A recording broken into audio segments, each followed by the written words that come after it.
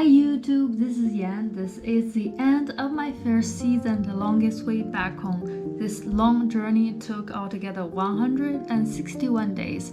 After leaving Switzerland, I started in Turkey and then to Georgia, Armenia, Iran, the Emirates, Kurdistan, Oman, Nepal, Malaysia. I transit in Hong Kong and then Hangzhou and finally back home. So it's the final concluding episode and it's going to be quite long.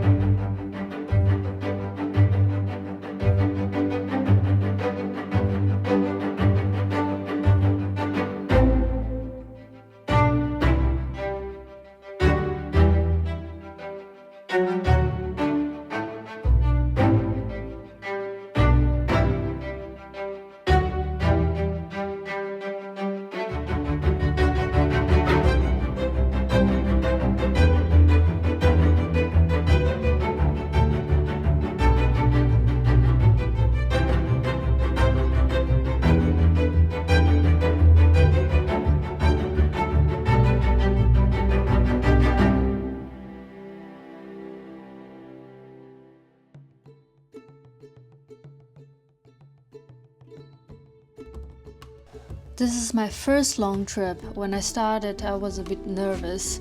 I never had long trips before. My longest record was 1 month, but traveling with a group.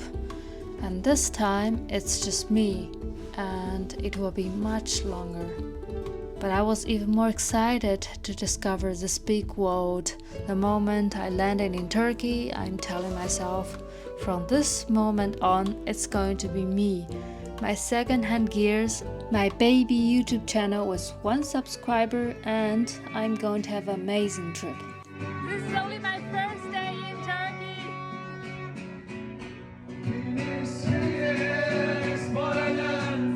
I didn't plan much for Turkey, but I know I want to see more beyond popular places of Istanbul and Cappadocia. So I went straight south to Antakya, and from there I turned east to Şanlıurfa, Mardin, Ramazankhand, Kars, and then to Sap and cross the border to Georgia. First stop in Turkey, first stop on my longest journey back home, and today there is something very special. Antakya was absolutely a great kickoff for the trip, and it still tops my favorite places in Turkey.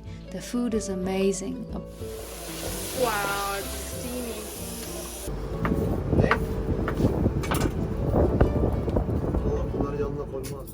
Apart from the Turkish dishes, with the Arab influence, it has perhaps the best hummus and kunefe in Turkey. The kunefe. Kunefe. Yeah. Slowly they cook it. Yeah. 2, 1, go! Go! I met a bunch of local influencers and was invited by them to try 100 different kinds of food on the street, and including the spiciest chili pepper. The most spiciest chili pepper in this bazaar. Yes. 4 out of 10. Biraz daha iyi. Okay, 5. Bunun acısı sonradan gelir abi. If you don't understand now, when you go to toilet, you will Eğer understand. yüzünden yaş gelmezse ben bu işi bırakamayız. Hocam 10 üzerinden yükseldi mi sorsana? Artık higher. Yükseldi mi? Higher. 2, 5, 6. Sen onun üzerine olan deme, sana bu bayrağı One yank. You can say Allahu Ekber, Allahu Ekber now. La ilahe illallah. Okay. Give me water. Su verin. Ayran versin hemen bayram. Su versin daha iyi yaz. Can you repeat after me? La ilahe La ilahe illallah. İlallah. Muhammed Resulullah. Muhammed Resulullah. Are you okay? I'm crying. Artık adayı unutmasın abi. He said that you don't forget Hatay now. I will never forget Hatay. But to be frank, making videos is not easy. In the beginning, I always felt like an idiot talking to the camera. I don't know what to say, and I can hardly speak one complete sentence. But yeah, I've got their attention. YouTube kanal. YouTube channel, yes? Yes. Ne? Yes. I actually don't understand, but I think they're asking for my YouTube channel, so say hi to the camera. Hello. If you want one traveling advice from me, that is, once you get out of the most touristic area, you will experience the real Turkish hospitality. I had received a lot of kindness from Turkish people. Unlike Chinese, they are not shy at all. I couldn't count how many times I was invited for dinner, for tea, and they always helped me. Excuse me, do you speak English? I want to go to the bus station to Adana. Bus station Adana. Which bus should I take? 105. 105. Aynen. 105. 105. So he told me it's 100. He told me it's 117 and 105. So. Merci, merci. Güle güle, güle güle. Allah'a emanet ol.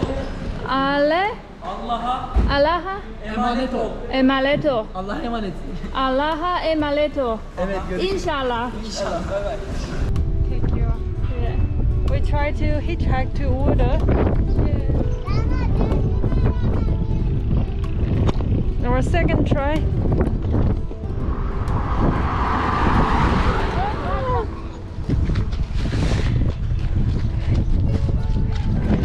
It works. Ya ben arkadaş bir araştırmaya geldim. 2 gün bizde kaldı da Iğdır'a gidecek, Kars'a gidecek. Yardımcı olabilir misiniz? Ama dil bilmiyor.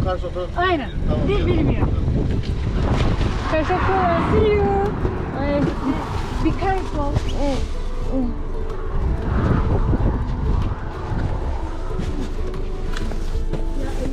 Yardımcı olursan çok sevinirim. 2-3 gündür bizde. See you. Be careful, okay? Yes, I'll be careful. Maybe see you in Turkey and welcome to China. I hope.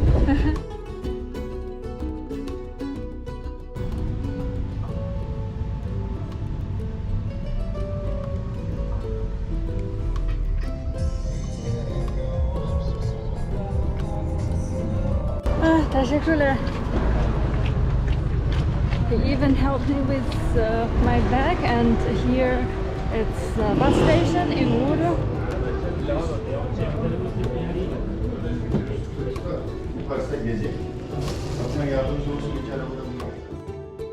Turkish people also love gifting. When I was in Turkey, I got all kinds of small gifts. This is for you gift. Thanks. Gift. You don't take off. Take off. Don't take off till morning. She's asking. Is it okay? Thanks so much. Scarf, bracelet, books, small wallet, fruits. Sometimes in very random occasions. Once I was walking on the street in Ufa, and a man came from the other direction with a plastic bag, and then he suddenly stopped in front of me and pulled a handful of cherry.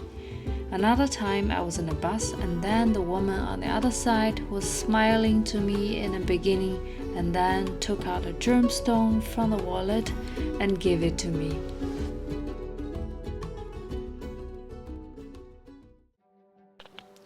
For most people, their favorite area in Turkey is the eastern blue seaside or the northern Black Sea. But the journey across the south and the west took me to many less known but extraordinary places, ancient cities, rugged mountains, and some extreme fertile land.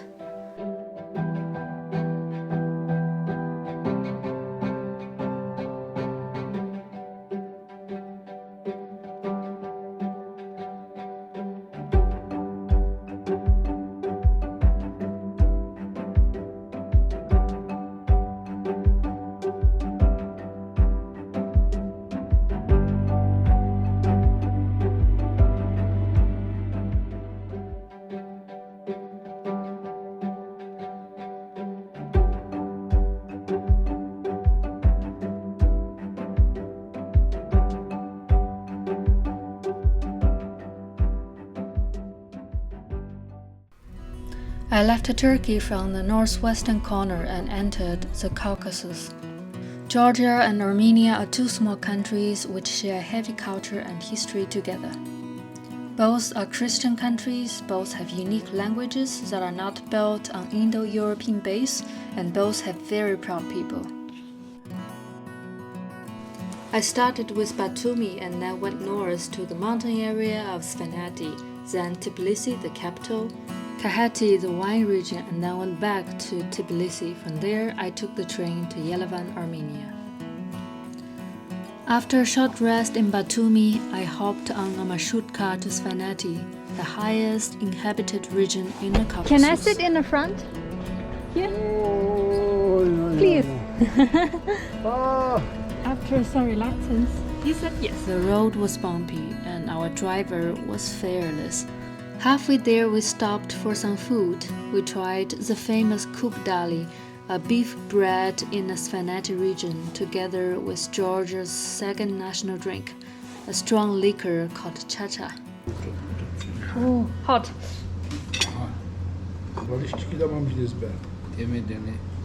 Matloba.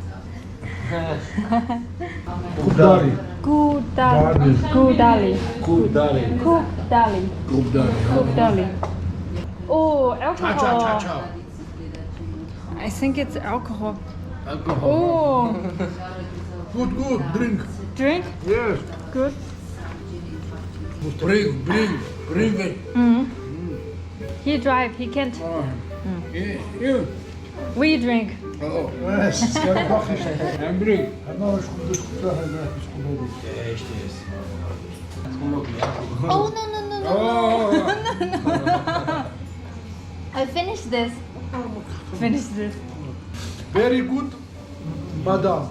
After one small shot, I'm already quite drunk. Here I met an old friend, Tatiana, who joined me for a few days. We studied together 10 years ago, and it's always nice to see old friends.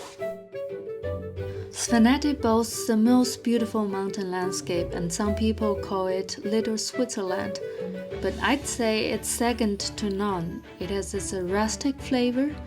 It has snow-capped mountains, glaciers, aged stone towers, and a very lonely church.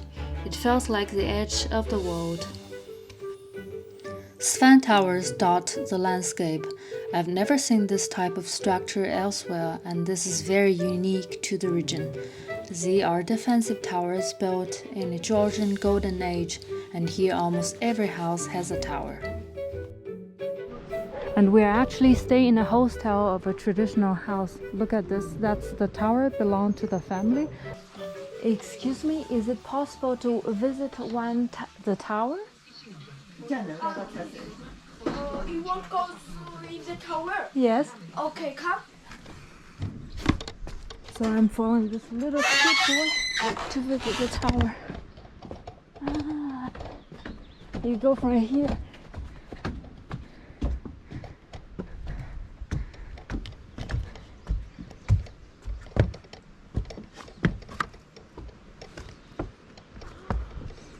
Oh. We're going on the roof. Oh.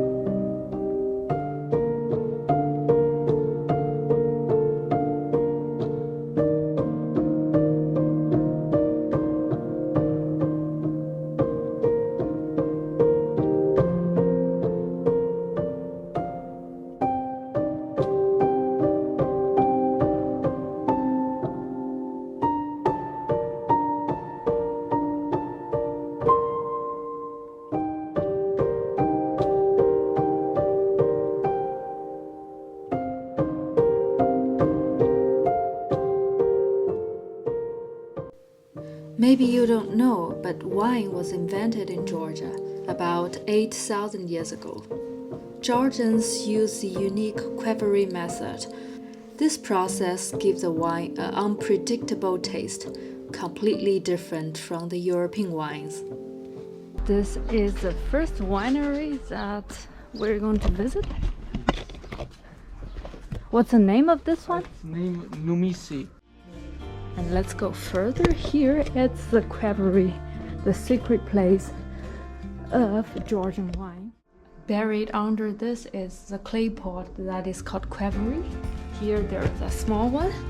Look at this. This is one of the smallest size. And Coco, he just told me in Georgia there isn't a biggest qvevri. There's only bigger ones. And unlike the winemaking in Europe, in France, Georgian wines are fermented in clay pots like this. I'm not an expert, but this wine is quite good. It's like a flower. Yes, it smells really good, and it's not sweet. It's more dry. It's dry. And I know in the quarry you cannot control the temperature, you cannot control some sugar sediments. Everything happens in nature during the, as I told you, the 2 or 3 weeks, and they always quarry wine is dry. So this is a wine tunnel of 80 kilometers. It's freezing inside. We are just hermetically closing it and leave it wine inside. We don't bottle it. It takes much longer time, some 1 month. In total, 6 months for white wine. If it's red wine, less time, of course. But what happens? Skin and seeds are separating by themselves. All the sediments of wine are coming down.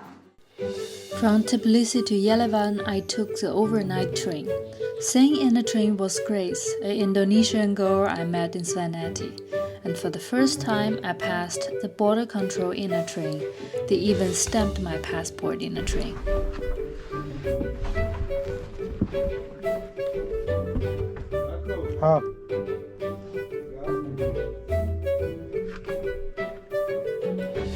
Train ride was slow but comfortable. The next morning when I opened my eyes, again I saw the beautiful mountain Ararat.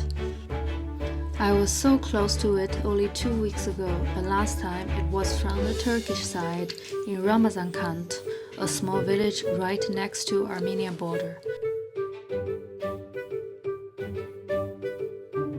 And from there, Yerevan was only 20 kilometers away.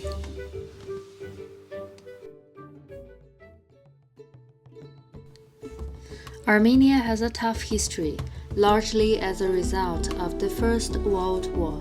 Today, more Armenians live outside their motherland all over the world. Armenia also has 2 hostile neighbors, Azerbaijan and Turkey, and until now, it's impossible to enter Armenia by land from either country.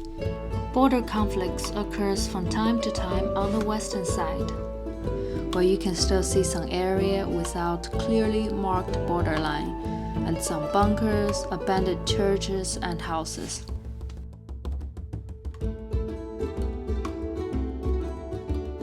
Armenia is the first country in the world that accepts Christian as its national religion.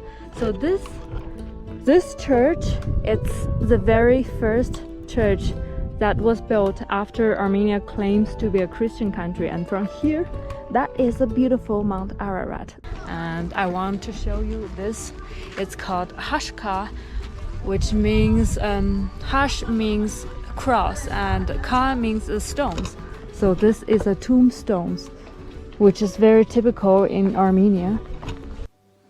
Christianity has left a big legacy on this land. Many oldest apostolic churches and hashkas dotting around the beautiful Sivan Lake and mountains. And Ararat is believed to be the resting place of Noah's Ark. So Ararat is holy to Armenia. On a clear day, you can see this beautiful view over Ararat, a view that all Armenians want from their windows.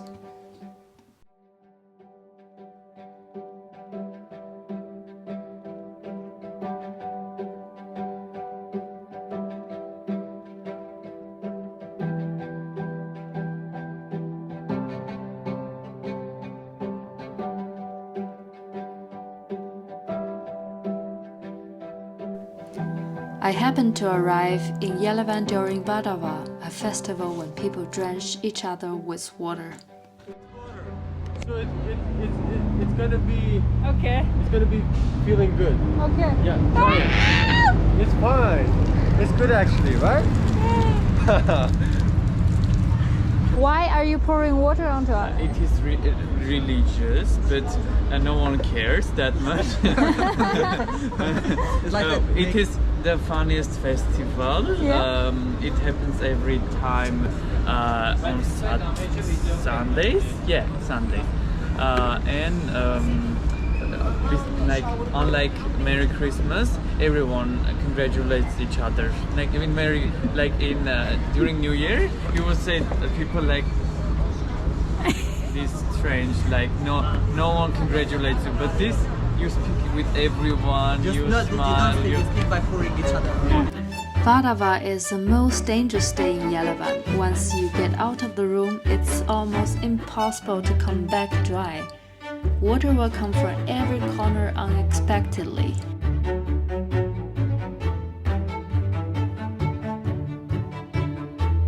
And I went out with Grace to join this big party. Hello. See me? It's close. And Grace too. Oh my God! Ni hao, ni hao, ni hao. Camera. GoPro, yes.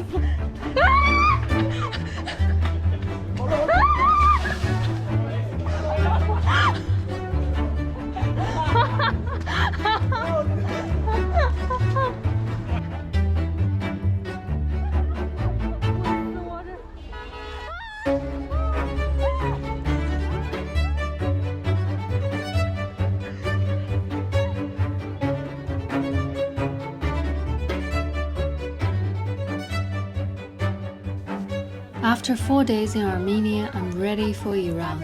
When I reached the bus stop in Yerevan, they started chatting to me. Salam. Chini. Chin, chin, chin, chin.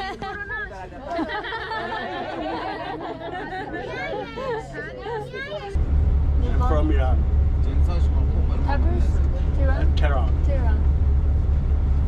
Mashhad. You're tourist Mashhad. only? Yes. Single? Yes. Single tourist? Yes. It will be a long ride. The bus went through the rugged mountains in South Armenia, but I was never bored. Our bus has stopped after 3 or 4 hours drive, and I want to show you this landscape of Armenia.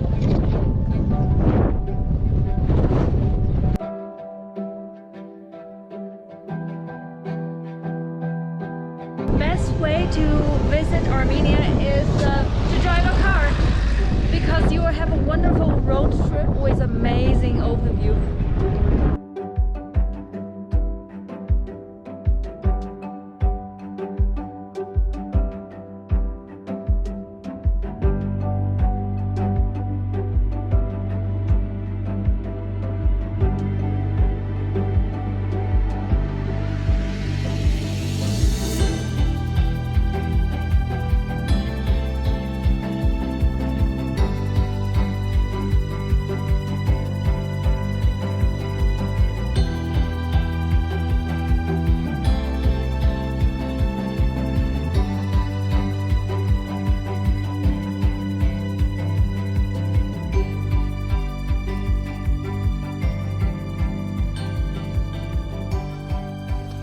Border control felt ceremonial. We got off the bus and walked across a bridge to Iran. I was a bit nervous about the drone, but other Iranians assured me that things will be fine. But this border crossing is kind of exciting, and now we are in the Armenia side. It's a Christian country, and we're going to cross that river. On the other side it's Iran. To put my hijab, and I hope all my electronics will be fine. So let's see.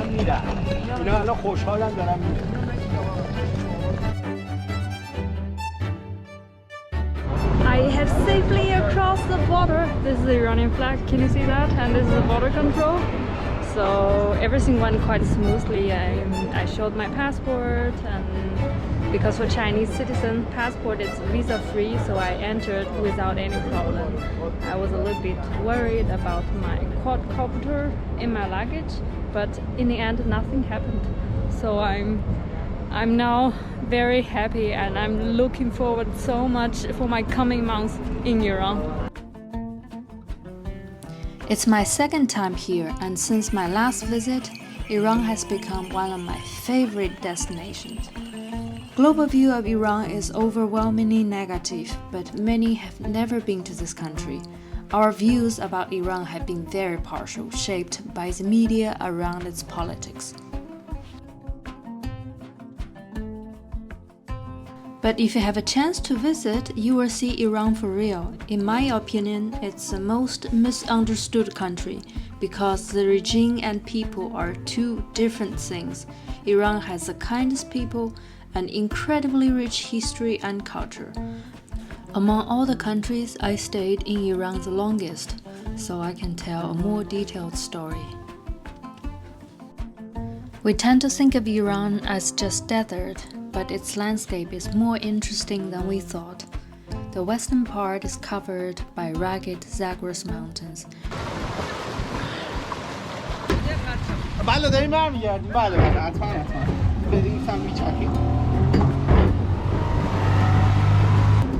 We are crashing! Oh no! Boom! It's okay. And the eastern region is covered by a barren, salty desert.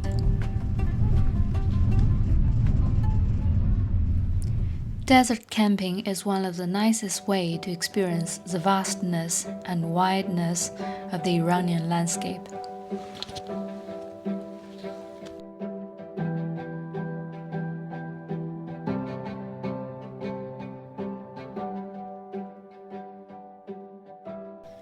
In the northern part, near the Caspian Sea, it's green and lush all year round. Here it produces most of Iran's rice, tea, and fruits.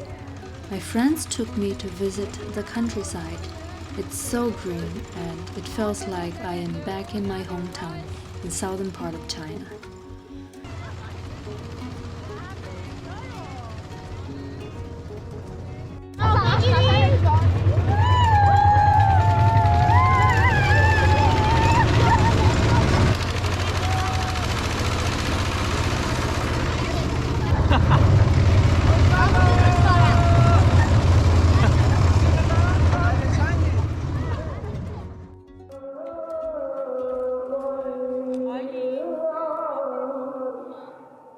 Although facing heavy criticism by Iranians, Iran remains one of the few theocratic countries in the world.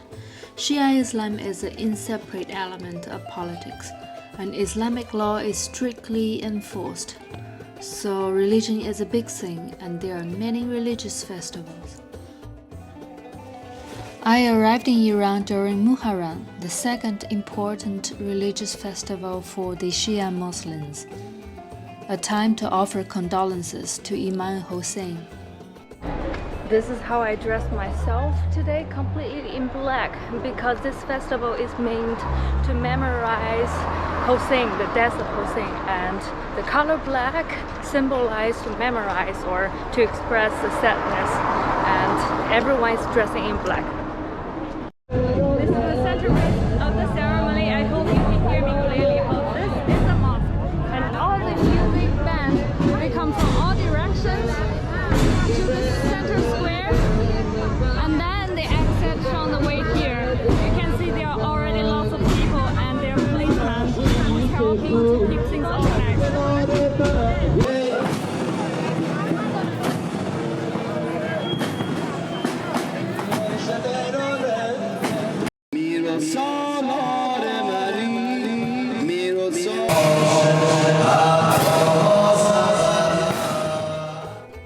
In every city in Iran, grand carnival and feasts are hosted.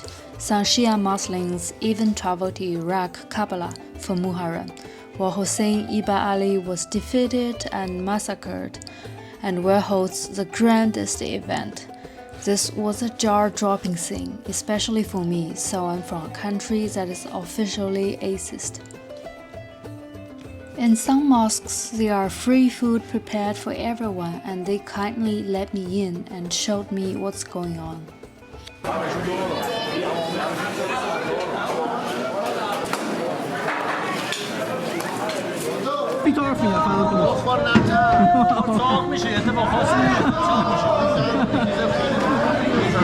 He said, don't be afraid, you just be fat. You're giving us water. Not China. Shanghai.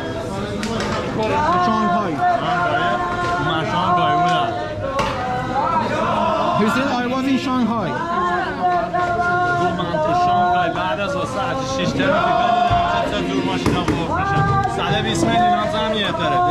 Yeah, he said the Shanghai highway 120 million population and it have a heavy traffic. I saw the traffic of Shanghai.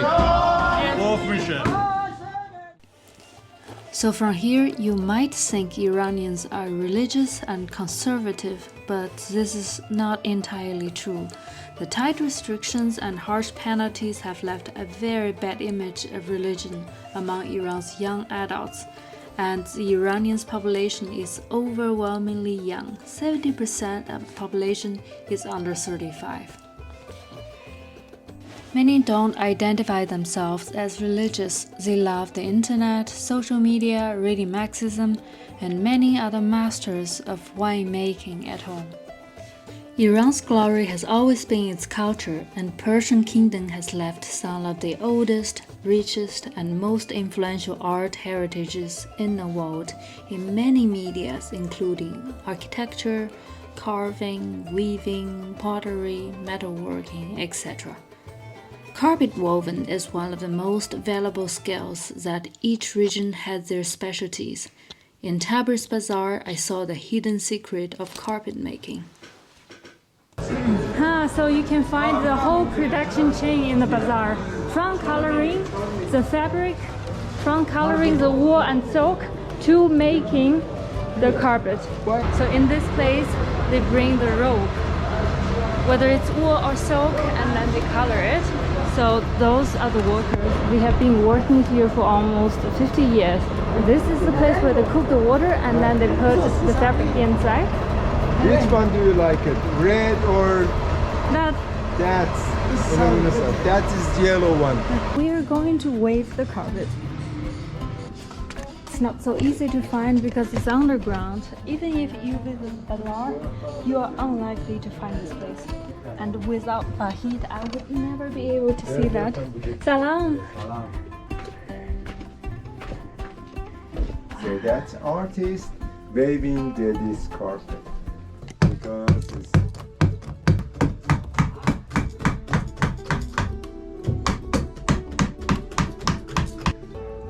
this is the warp. Yeah. Take one of the warp and under the warp and next the warp and Make a knot. make a knot Wow. and then- cut it. The carpet, one of our traditional things, one of our part of hurt, part of the history of Iran. Iranian people love art. Yeah, because that some of artists not left and they sit on the loom, horizontal loom, and waving the 1 year, 2 year the carpet. The bazaar in Isfahan is like a showcase of Persian art, so I spent a day with my friend Mohammed, trying to document some of the interesting handicrafts. This is kalamzani. Keeping sweets. Most of the rich people using them to keeping sweets or something as traditional Isfahan sweet. And yeah, for example, like that. Yeah. So if you're drinking with chai or coffee in Iran. Yeah. And but most of the rich people can buy this because it's so expensive. Ah, UNESCO certificate. Yeah.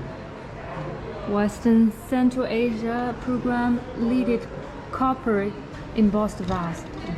they are making this for a skateboard. It's a piece of skateboard. Yeah, that installed on the wooden part of a skateboard. Yeah, some they are a shop that ordered this to a skateboard. Wow, that must be very expensive. Yeah. This is Galamzani. Galamzani. In Persian language, galam have two main definitions. One of them is pen for writing. Another one is that industrial pens. They are using this to etching the silver, metal, or anything else. Two of them ordered by Sheikh Mohammed, Dubai ruler. Yeah. They are shaping the cooker boat, the rough cooker. It turns to some instrument that using for drinking water or keeping the water. But he's making this and give it to a person who using with qalam and do some qalam card on this. Ah, I see. He's working for about 50 years. 50 years on this. Yeah, and he said because he loves his work and there is nothing affected on him.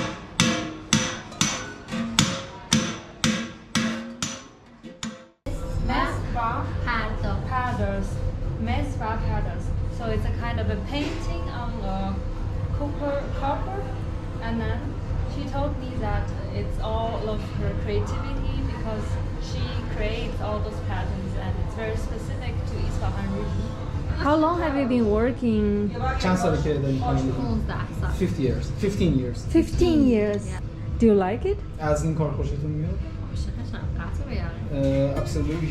She said absolutely I love it. Yeah. It's impossible to show you them all because there are so many, and Iranians have a love for art.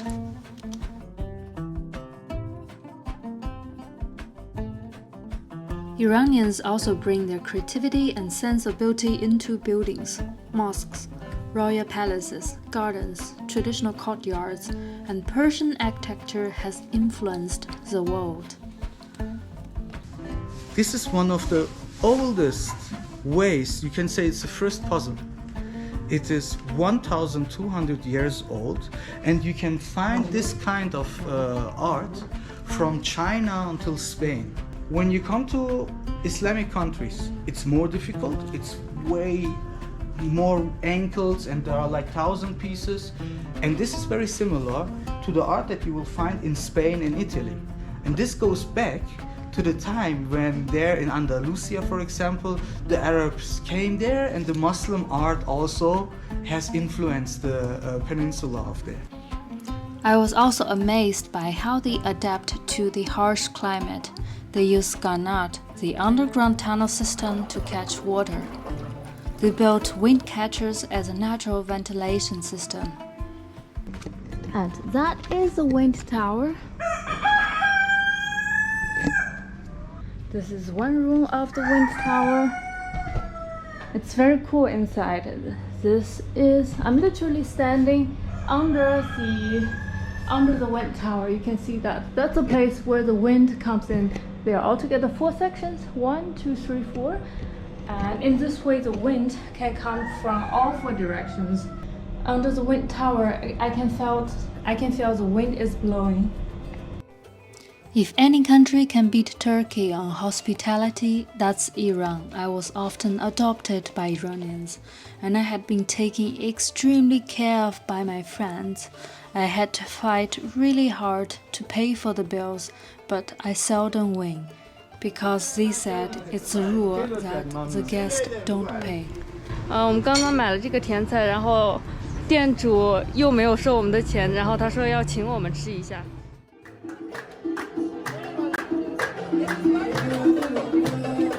Iranian cuisine is very regional and diverse.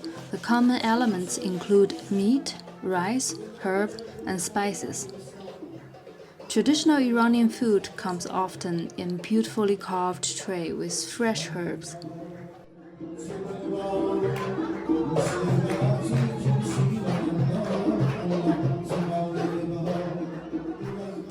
Iranians love meat, especially kebab, and that's a must-have for picnics. Roasted tomato, grapes, pepper, and rice. In the morning, it's easy to see people walking around with a huge piece of bread called sangak. It is baked in an oven with small stones. Like that in Turkey, they drink black tea and they like to sweeten it with nabat, a crystallized sugar with saffron flavor. Another popular drink is du, a naturally carbonated drink made from fermented yogurt. It's a bit like cheese, stinky cheese, but in a liquid form. Very similar to China, Iranians have a medical theory to divide food into hot and cold. There is a belief in Iran that said all kinds of the foods have a special nature. Yeah. For example, the nature of the tea is cold, but the nature of the saffron and nabat is very hot, and that's make a balance to do not make a problem for your digestive system. Yeah. For example, tobacco and gadian are too cold, have a cold nature, but it controls it. Yeah, turn up to. We can try it together. I had an amazing 1 month. Started with Tabriz and then went west to Mazandaran, then Isfahan, Kurdistan, Kermanshah, Shiraz, and then went south to Bandar-Langer. While central Iran is strongly Persian, the very south started to have an Arab taste. People speak Arabic, wear a long robe, and from there I took the ferry across the Red Sea to Dubai and finally meet my boyfriend Flo. We had a short rest in Dubai and then set off for Kurdistan. Today I am going to have a surprise for you. I am traveling with my boyfriend Flo. Hello. And we are going to the oldest civilization. Kurdish is a very touchy subject. Even mentioning Kurdistan or Iraqi Kurdistan can ignite a lot of people. Now Kurdistan falls under Iraqi constitution, but it has high level of self-determination. I wouldn't say it's extremely safe to travel in Kurdistan because there are still strikes on the Turkey and Iran border. But Iraqi Kurdistan is far removed from the dominant narrative of war, terrorism, and religious fanaticism that we are fed in the media. It's known as the safest region in Iraq. When we started moving around, the first thing we've noticed is that this region is heavily guarded by the armed forces of Peshmerga, and there are many checkpoints on the way. Okay, thank you. Bye. Kurdistan has a burgeoning economy. We saw very busy traffic in the urban area and booming constructions in many big cities. The capital Elbia has a bustling market with a beautiful mass of colors and flavors.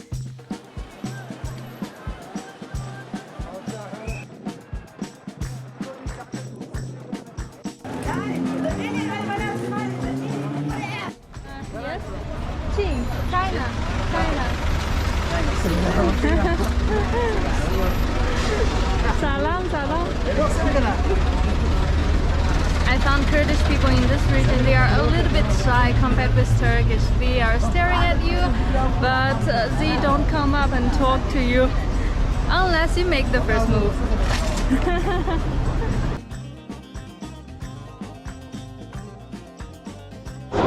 Salam.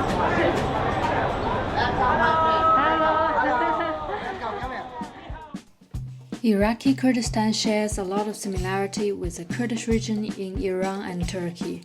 The stepped houses, costumes, clash shoes, food, etc.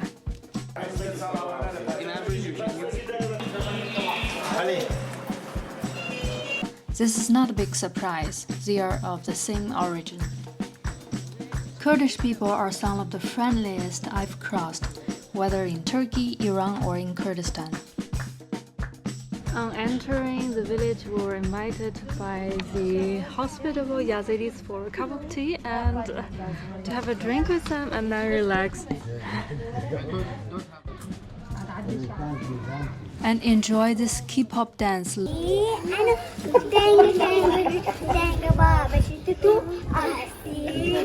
song is that? Yes, all the from you. Baby,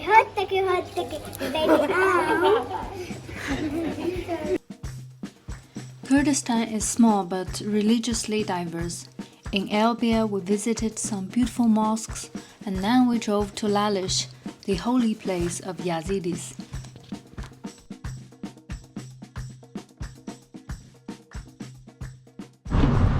First thing to visit Lalish, we have to wear long pants, and also we have to go barefoot because otherwise the shoes will make this holy place dirty. Every Yazidis, they are expected to pay at least once in their life a 6-day pilgrimage in this holy place.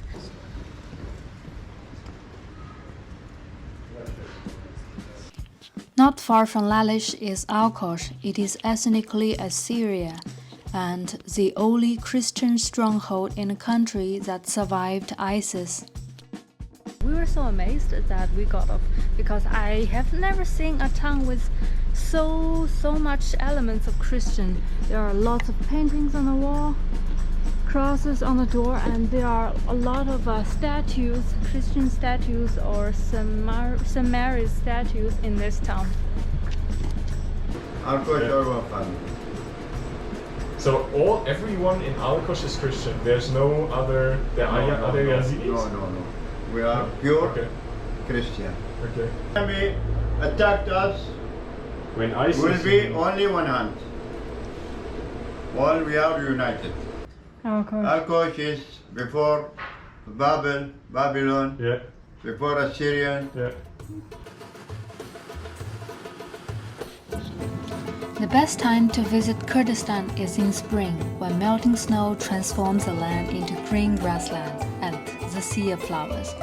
In middle summer, it is extremely dry and hot, and the landscape was rough, limitless.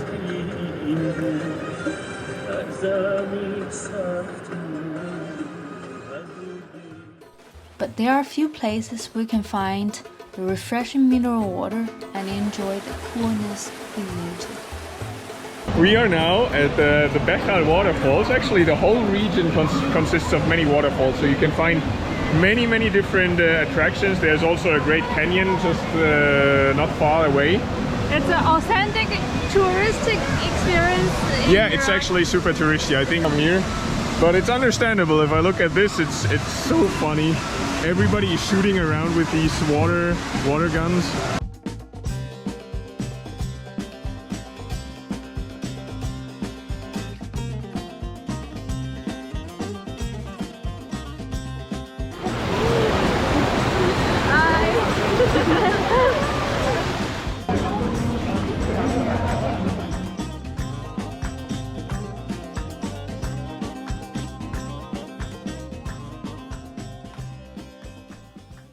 After Kurdistan, we went back to Dubai and drove a car to Oman.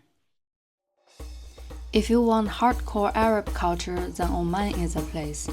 It has a modern face, an ancient soul, and breathtaking nature.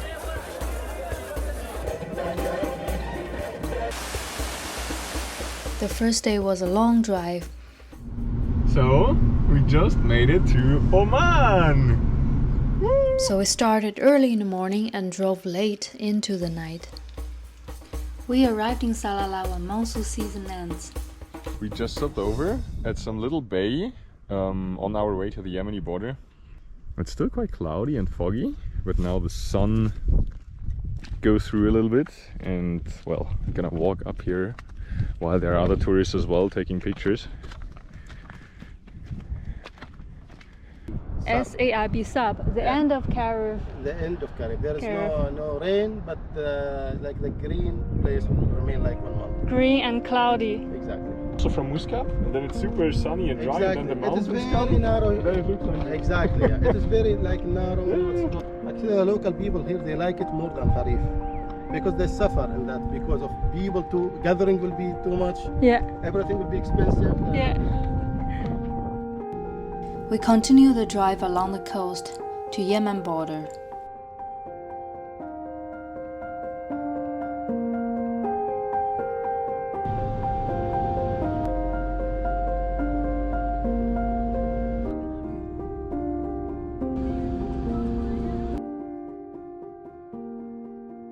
Dofa region has countless camels, and they are the favorite animals of the Arab world, raised for transport, racing, meat, and milk.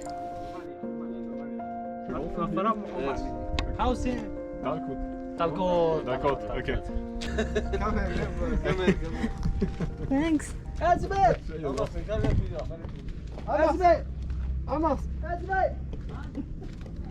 Now we're going to their little farm. And how much? You want the milk of the kid? Later, do yes. you drink it? Yeah, very good. Is it? Okay. Very good. I've never. First time you will big problems for you. Big problems. Next time it will be okay. Not sure I will try. I You want to try? A little, a very, very little bit. You are like the camel. You have to buy one, I have to buy one. They are so cute. but very expensive. How much? 1,000. 1,000 riyal. Yeah, different. Come here.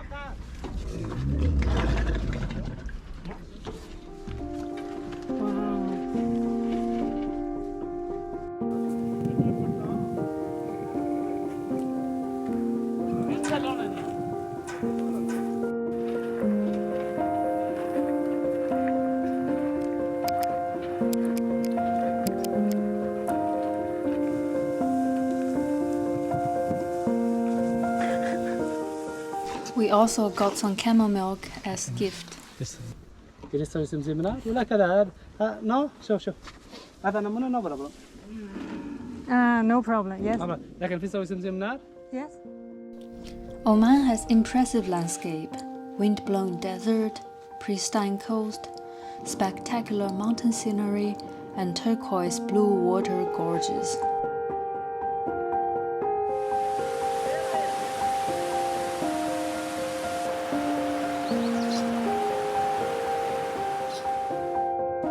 Dofa also produces Oman's most precious commodity, frankincense, an ancient aromatic tree resin, traded along the Silk Road, and for thousands of years it has been burned as incense. Frankincense are actually surprisingly not that pretty. Salam. Those are the frankincense. They look like tiny stones. This is how frankincense is burned in a small pot like this, and if you ask me what's the smell of it, I could say it smells like church, because frankincense is the common sense fragrance that is used in many churches. Frankincense is harvested from the boswellia trees, and they grow widely and abundantly in between the mountains and deserts. Oman is said to have the best quality frankincense. To harvest it, first of all, you have to cut onto the skin, and then the liquids, the sap, will ooze out from the skin. And then after several weeks, those tiny drops will harden, and then you can collect them and sell them in the market.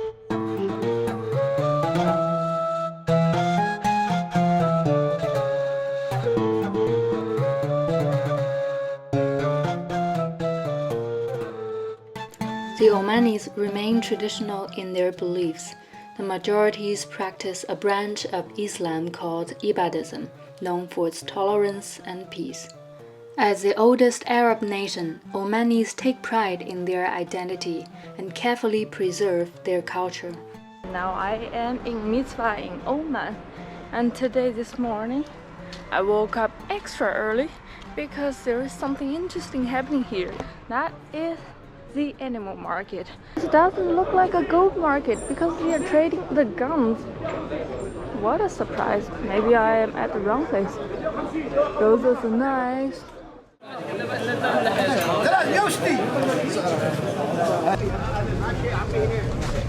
That's why there's no women.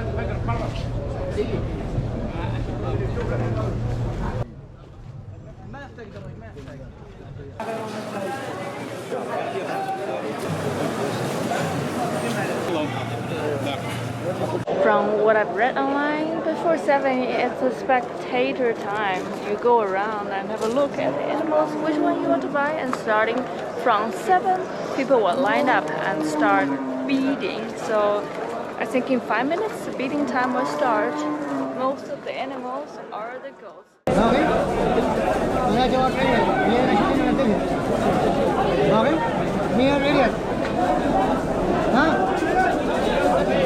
This is one of the oat soup.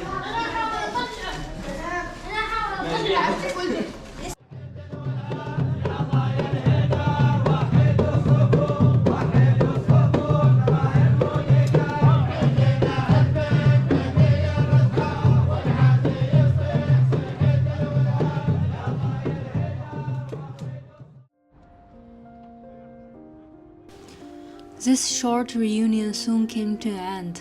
Flo went back to Switzerland, and I continued my journey to Nepal. اللهم هون علينا سفرنا هذا واطوي عنا بعده. If it were not because of the current restrictions, I could enter China by taking the Friendship Highway, but this time the land border is closed. Nepal is a peaceful country that has good relations with almost all the countries in the world, including two giant neighbors, China and India. With Mount Everest standing back, Nepal is one of the most spectacular countries in the world. So I'm going to do what every tourist does, going hiking. I've just got my trekking permit, and let me show you how this works. So you come to the migration office, you need to fill in this form. There are so many different kind of tracks that you can choose. Those are all the different trekking routes. I'm going to take a very small hike somewhere near here, and it will take me about 3 or 4 days. When I told Flo that I am going for a long hike, he suggested that I should think twice, but I was too confident. So our hike started. I got this from the hotel. I will borrow it for 3 days. And I was a bit worried because my luggage is quite heavy, but they told me it's going to be an easy hike and I will enjoy it.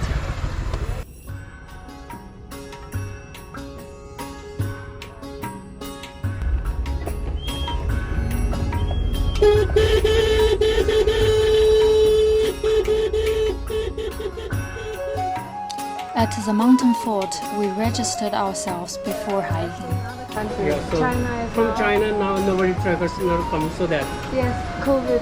yeah because of the COVID. Yes. Before number one the citizen visit for China. Yeah.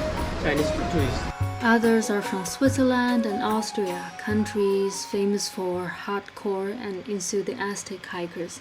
We ran into many herds of mountain goats, and a young man explained this to me. In mountain region we have grassland, yeah, pasture land, and people do animal husbandry there. They bring in cities, especially in our main festival Dasai is coming, so they are bringing these goats for Dasai. So they bring all the goats from the mountain area. Yeah, mountain region by walking. How many days do they have to walk? It take them 10 to 12 days. 10? Yeah, 10 to 12 days. Donkeys. Yeah, cable cars of Nepal. Since Nepal was once called the capital of weed, yeah, on hiking, we found some marijuana tree. Very soon I realized this was a bad decision. Finally, I have arrived. I am so dead right now. I'm now smelly, dirty. I want nothing but just sitting in this chair and later take a shower. Don't laugh at me, but I gave my 3-day hike a big discount and returned the next morning. I stayed in bed the whole day to recover, and I found an easier way to go to the mountains. I took a local bus to the mountain village of Tanti.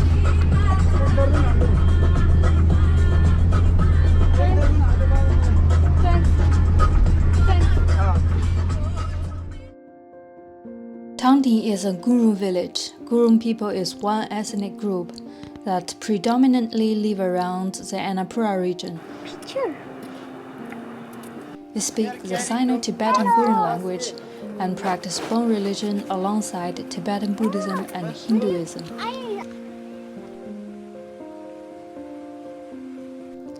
In a bus, I met Dili Gurum, who just came back from Ipoh, Malaysia, and he kindly gave me a tour. Our map of country. Yeah. Look, this is monastery, Gumba. You can see Gumba. Gumba. Yeah, in Nepalese, this is alcohol. This is alcohol. Yeah. Look, that's Hindu temple.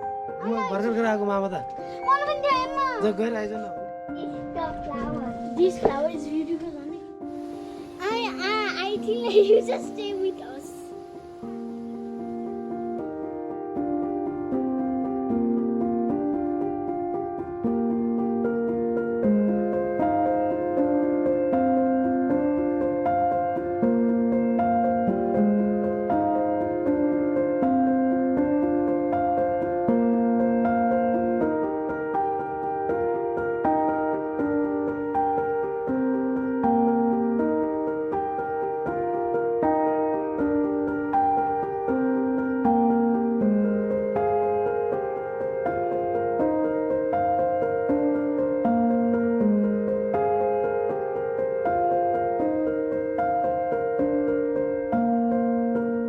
Back in Kathmandu, I was greeted with a chorus of colors and sounds of the Daishan festival.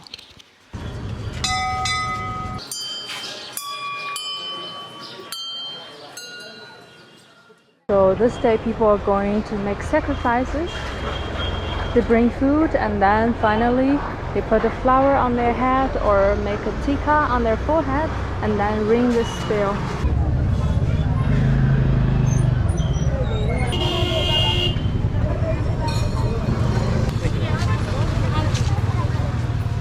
Daishan is the most auspicious festival in Nepal. Crowds gathered in Duba Square to worship the numerous gods. Each has its respective role. This is even confusing for Nepali. Which god is this one? Which god? Bhairav. Kal Bhairav. Kal Bhairav. What's his power? No, it's just everyone wants to worship him. Yes. There's a long story behind this, so we also don't know it. There is one goddess that is real. She is also the world's only living goddess, called Kumari. So in our culture, a girl who is born in a Buddhist family is worshipped as an incarnation of Hindu goddess. Girl from Kathmandu Valley, Mewar, there are so many castes, so many clans, right? One of them is called Sake. She always represents the Sake community and she is a Buddhist girl. But she is worshipped as an incarnation of Hindu goddess. She is a little kid confined in the building and has a little contact outside the world. During the festival, big festivals, she is observed by thousands of Hindu and Buddhist people all across the street and she is always carried. She does not walk. Kumari stopped being goddess when she has her period, but there was an exception. One Kumari never had period and she chose to continue her cloistered life and helping people reaching God. Kumari house. This one? Can I just go inside? Yes. Thanks.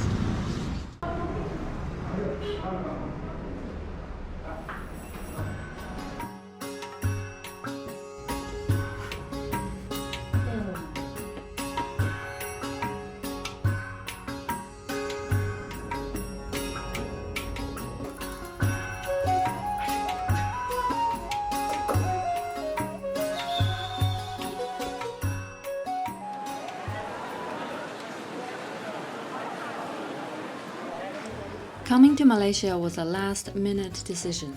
When I found out that Vietnam did not give tourist visa to Chinese passport at the moment, Flo said, "Go to Malaysia. It's a beautiful country." So I came. My first impression, it's a very modern airport with very good facilities. Many of the signs are also written in Chinese and Japanese, so it was very convenient for me. And I just got my SIM card and I paid with Ali payment, which is a Chinese mobile payment system. So I can imagine that the coming trip will be very convenient. And when I wasn't sure which way to take, a lady spoke to me in Mandarin. 你要帮忙吗? It's hard to describe that feeling. I had been on the road for months now, and for the first time, I feel as if I were home. Traveling in Malaysia is so easy. Language barrier hardly exists because English and Mandarin are widely spoken. Thailand and Bangkok. Thailand and Bangkok. Is it you visit there already? 那个也是可以吃的，对吧？2粒，不是2只，2粒。2粒。Moving around is effortless because major places are all well connected by public transport.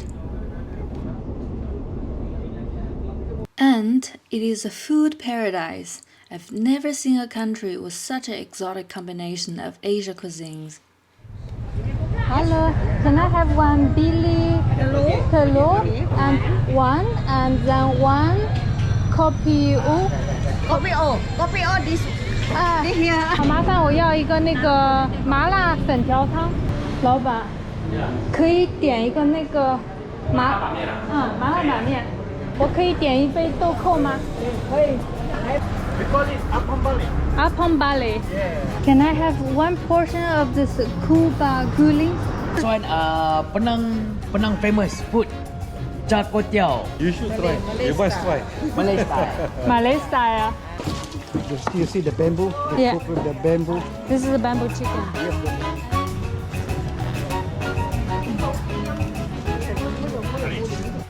And you see, it's always so fresh, with fresh materials, freshly made, cooked on the spot.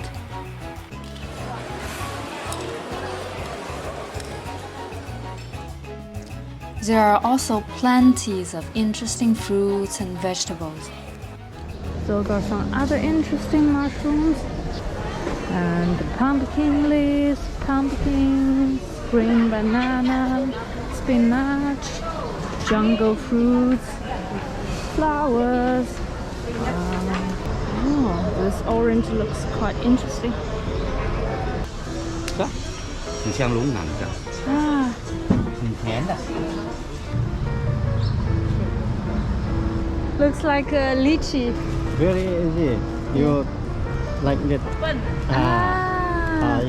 You see inside. Very sweet, very nice. And let's see this. This fruit looks like a snake. 有油哎，甜的。甜的是吧？How to eat this? You can eat this raw or you can cook. Chinese people, Malaysia, very like this one. Pattaya. Thanks. You try it. You try.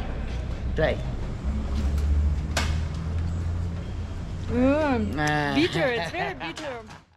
Malaysia is home to people of different cultural roots. They all have maintained distinct cultural characters. And you? Penang. A beautiful city. What are you going to do in Yeah? Yes, my house. your house is there. Welcome to Malaysia. Thanks. This area calling Little India. This is the Little India district. And that's why I saw the Indian shops. They're selling clothes. 然后我们华人还是保留华人哦。然后今天我们还会讲中文，还会写和看呢。这个沙捞越这个地方呢，有3大民族，一个叫大雅族，一个马来族，一个华族，华人。大雅就是他们最多的人口了。大雅它大部分不信仰伊斯兰教，大部分信仰天主教或者是基督教。大雅族在什么地方啊？在比较山区的地方，比较郊外的地方。那么他们的居住形式呢，不是一间一间的，他们喜欢住那个长屋。rumah panjang. Iban, the Bidayu, Orang Ulu, those are the indigenous tribes. The difference is the area or the territory where they live. And very obvious is the dialect. We speak totally, completely different dialect. If I were to talk to them, they don't understand what I'm talking. But they all have one thing in common. They love Malaysia and they are so proud of their home country. As a mainlander, I was impressed by the strong presence of Chinese heritage in many Malaysian cities. The earliest Chinese immigrants have assimilated indigenous Malay cultures and formed distinct sub-ethnic groups of Perenicans. In Perenican Mansion, you can catch a glimpse of their lifestyle. Everything in this mansion is extremely decorative. Those are the beautiful carvings on the door, the wooden carvings, and even on the chairs, there is seashell inlay. At the back of the mansion here is the ancestral hall. The whole structure, whole layout of this mansion follows the traditional Chinese architecture style. And in the middle of the ancestral halls, those are the nameplates of the past members of this family. More recent immigrants have maintained their Chinese heritage, their diverse mother tongue, and the traditional building techniques. In Penang, I've seen many temples and historical ancestral halls. They keep the architecture style of southern Chinese provinces, with a slice of influence from the northern Chinese imperial palaces.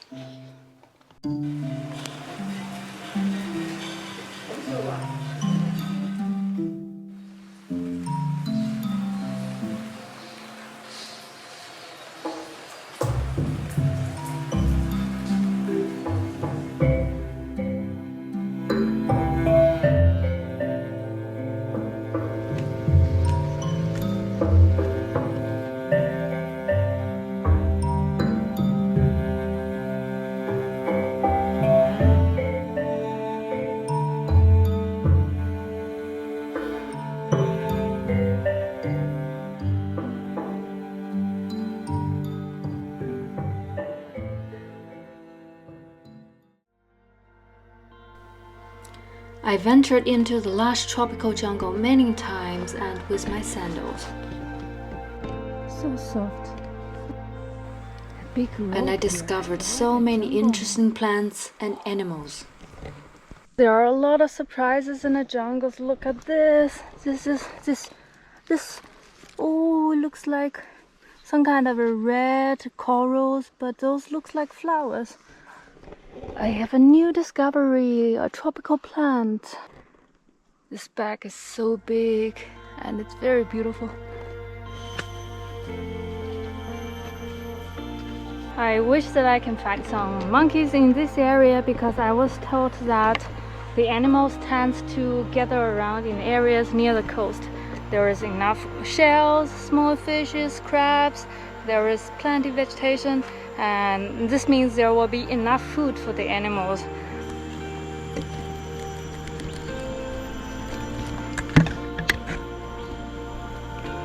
After one long day, finally I see one monkey hiding behind this rock. Oh, two more.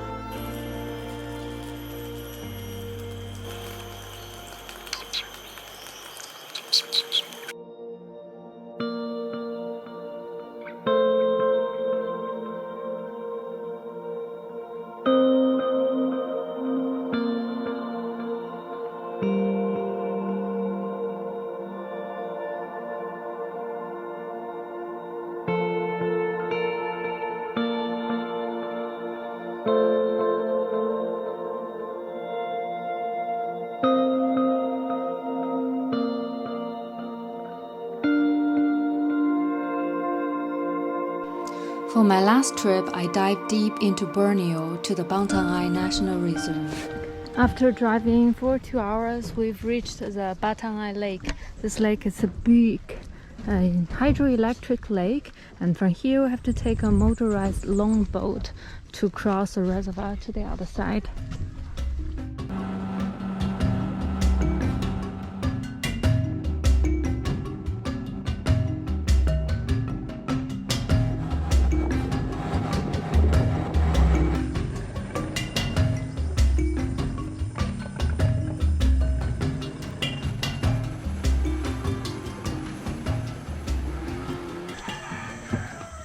Finally, after 1.5 hour beautiful boat ride on the lake, we have... Batangai is the oldest Iban settlement in Sarawak. Today, they are still living a simple, collective life. in longhouses surrounded by lush forest. It's not connected by road, and longboat is the only way out.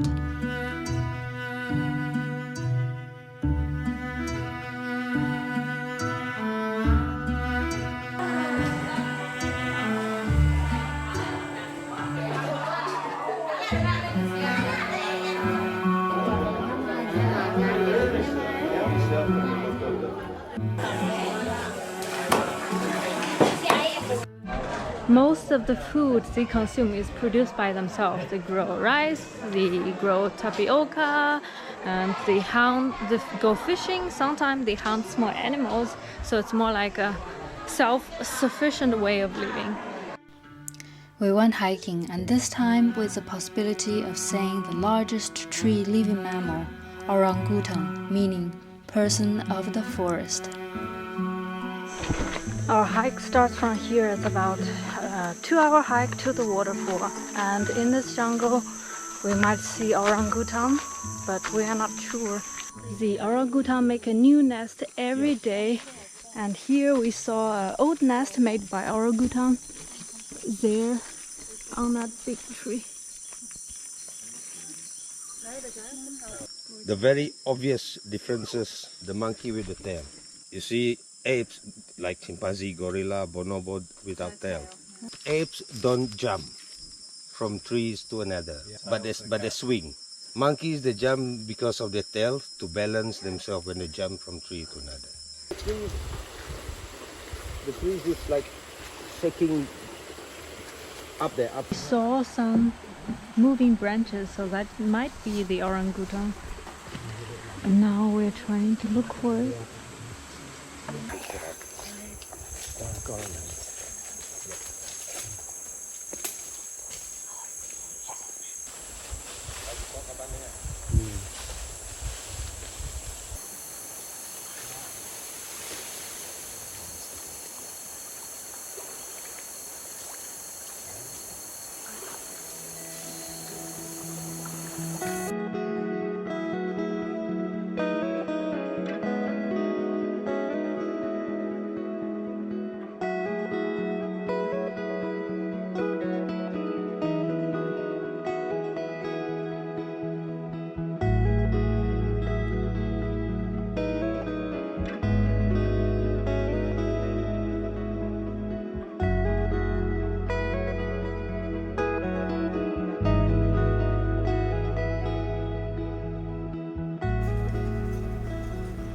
So I left Malaysia, and after a short transition in Hong Kong, I finally boarded the plane to Hangzhou. 第二台，你过去第一台，我们再下来啊。终于上飞机了，终于要走了，回杭州。哇！杭州与香港是没有时间的差别，现在为当地时间。I keep thinking which province is at my fault. The mountains, the cities, the color, everything feels so familiar. I found every place has its specific smell as a sample of its cultural activity.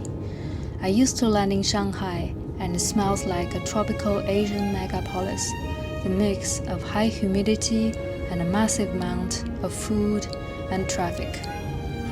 I was wondering how Hangzhou smells, perhaps the osmanthus trees, or maybe parcels, and it turned out to be the disinfectant. 快点，这么长。好，可以往前走了。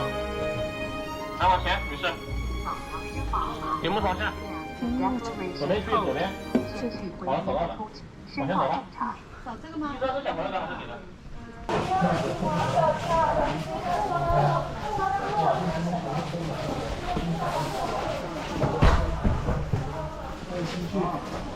I spent 8 days in a hotel. The room was spacious and cozy, and I had a good rest.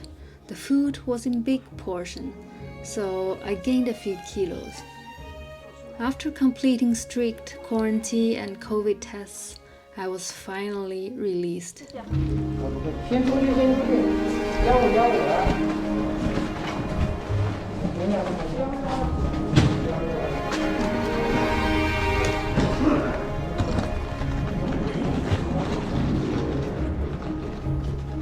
There are new changes since last time I was home. Life has become even more digitalized. Everything involves mobile phones, entering the metro, paying for the bill, as well as endless QR code scanning. In the train station, there is even a futuristic face-scanning tissue ATM. Watch here for 3 seconds and automatic paper out. Get some tissues by scanning my face. And for the first time, I'm taking a high-speed train to my city, Guangde. 注意脚下安全，欢迎下次乘车。